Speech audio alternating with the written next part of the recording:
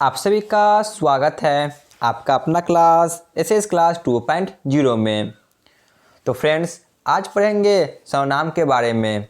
तो सर्वनाम के बारे में डिटेल वीडियो पढ़ाया जा चुका है, आप लोग जाकर प्ले लिस्ट में देख सकते हैं। तो आज इसी से रिलेटेड लगभग 25 प्लस एमसीक्यू क्वेश्चन को कवर करेंगे, जो कि एग्जाम के पॉइंट ऑफ व्यू से बहुत ही महत्वपूर्ण है। तो चलिए बिना टाइम वेस्ट किए हुए अपने क्लास को शुरू करते हैं।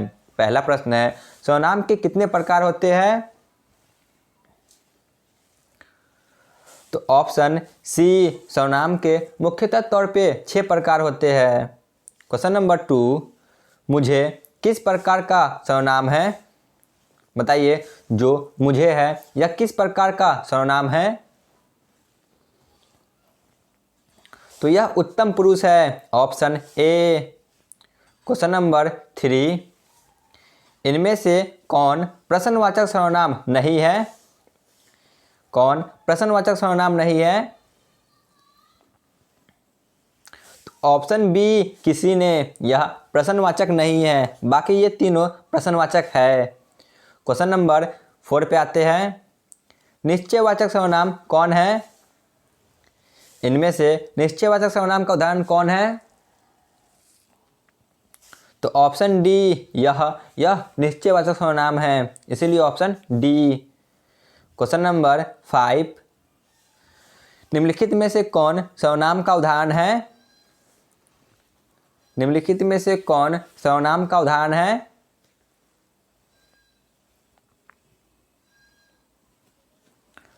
तो सर्वनाम का उदाहरण ऑप्शन डी है, मैं, बाकी ये तीनों तो संज्ञा का उदाहरण है, इसीलिए ऑप्शन डी। क्वेश्चन नंबर 6, निम्नलिखित में से कौन अनिश्चयवाचक सर्वनाम है? अनिश्चयवाचक सर्वनाम कौन है? तो इसका सही जवाब होगा ऑप्शन सी। मैंने आपको बताया था कि अनिश्चयवाचक सर्वनाम मात्र 2 होते हैं, कोई और कुछ। तो यहाँ पे कोई दिया हुआ है, ऑप्शन सी। क्वेश्चन नंबर 7, पुरुषवाचक सर्वनाम कौन नहीं है? पुरुषवाचक सर्वनाम कौन नहीं है?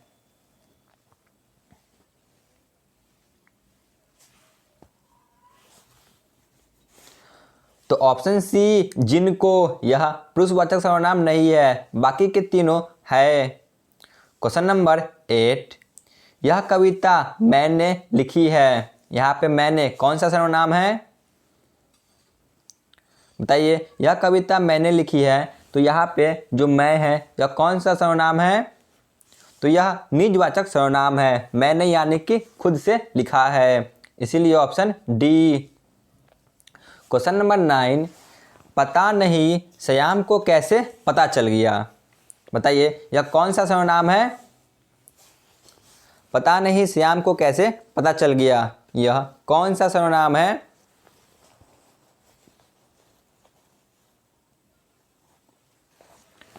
तो यहाँ पर देख सकते हैं कैसे दिया हुआ है। तो बताइए, यह कौन सा सर्वनाम है?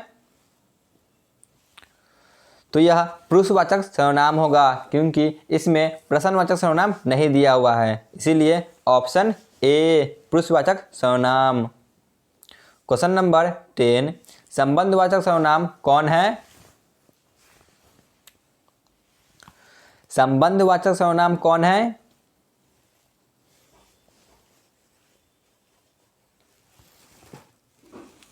तो ऑप्शन सी, जो, यह संबंधवाचक सर्वनाम है।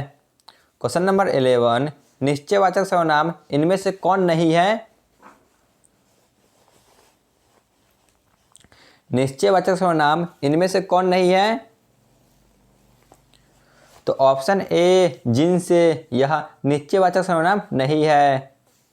क्वेश्चन नंबर 12, निम्नलिखित में कौन सर्वनाम है?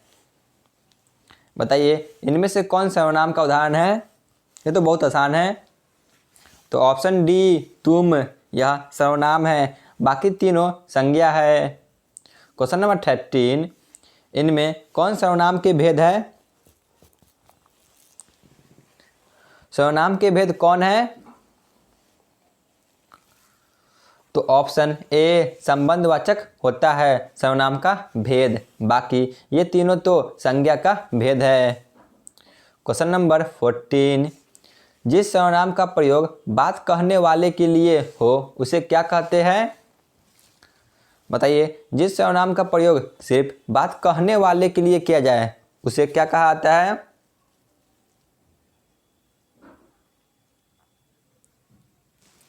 तो उसे उत्तम पुरुष कहा जाता है। Option A. क्वेश्चन नंबर 15, अनिश्चयवाचक सर्वनाम नहीं है।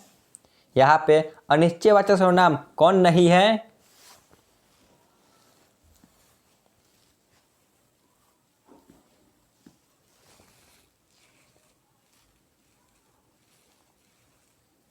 तो ऑप्शन सी, उनकी। यह निश्चयवाचक सर्वनाम है, इसीलिए यह अनिश्चयवाचक सर्वनाम नहीं है। Option C. क्वेश्चन नंबर 16, पुरुषवाचक सर्वनाम के कितने भेद होते हैं? तो इसके मुख्यतः 3 भेद होते हैं, उत्तम पुरुष, मध्यम पुरुष और अन्य पुरुष। क्वेश्चन नंबर 17, पुरुषवाचक सर्वनाम के कितने भेद होते हैं? रिपीट हो गया है। क्वेश्चन नंबर 17, इनमें से कौन पुरुषवाचक सर्वनाम के भेद नहीं है? तो निजवाचक सर्वनाम यह सर्वनाम के भेद है, लेकिन यह पुरुषवाचक सर्वनाम के भेद नहीं है, इसीलिए option D. Question number 18, Ram को अपने आप पर भरोसा है। बताइए, जो यहाँ पे आप है यह कौन सा सर्वनाम है? तो ऑप्शन ए, निजवाचक सर्वनाम। क्वेश्चन नंबर 19, कमरे में कोई छिपा हुआ है। कमरे में कोई छिपा हुआ है, कौन सा सर्वनाम है?